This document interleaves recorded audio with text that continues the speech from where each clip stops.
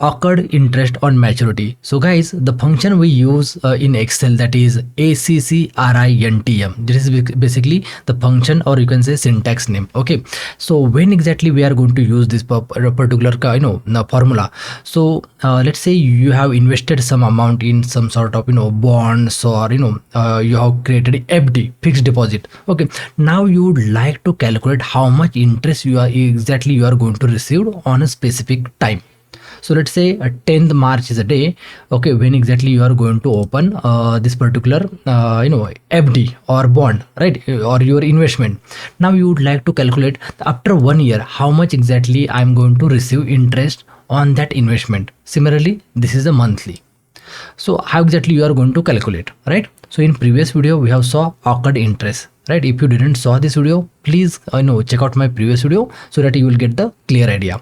And in this video I just going to skip these two lines. Okay, first installment date and the frequency, because to calculate the occurred interest on maturity, we don't need these two lines or two fields, because here we are not going to pay any installment, so the date is not required, nor we require any frequency. So now let's check out how exactly it's calculated. So basically here I'm going to calculate for 1 month, and here is I'm going to calculate for 1 year, and the formula is equal to ACC. So this is the formula which I have written here, right? So we have to type same thing. Now once you select that, double click, okay, it's got selected. Now what it says, issue. So when exactly we have invested the amount, so 10 March, right? So issue date. Now comma, when exactly you are going to close that, so it's a settlement, comma, rate. So let's say I'm getting the return on 10%, so comma, then par value. So total amount I have invested, that is 1 lakh rupees, comma, now basis. So in India, currently I'm in India, so I'm going to calculate on 365 days, right? Because 365 days is a year, so we have to select the number 3. So let me select that, bracket complete, and enter. So 821 is a monthly interest which I'm going to receive on this particular investment.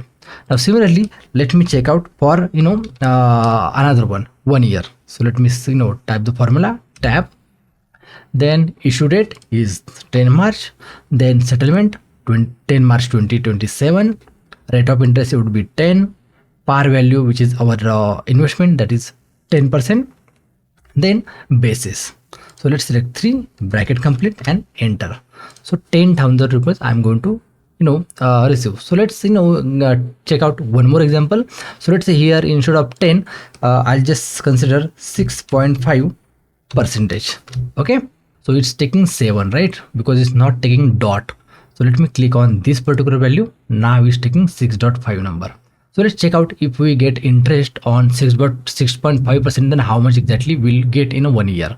So here I'll just mention another formula is equal to, then our maturity on interest formula, then our issue date, again settlement date, rate of interest, which is 6.5, then total value, and basis. Once this is done, click on bracket complete and enter. So 6,500 rupees interest we will get on the amount of 1 lakh rupees in 1 year. So this is how basically guys we are going to calculate. So let me just delete this.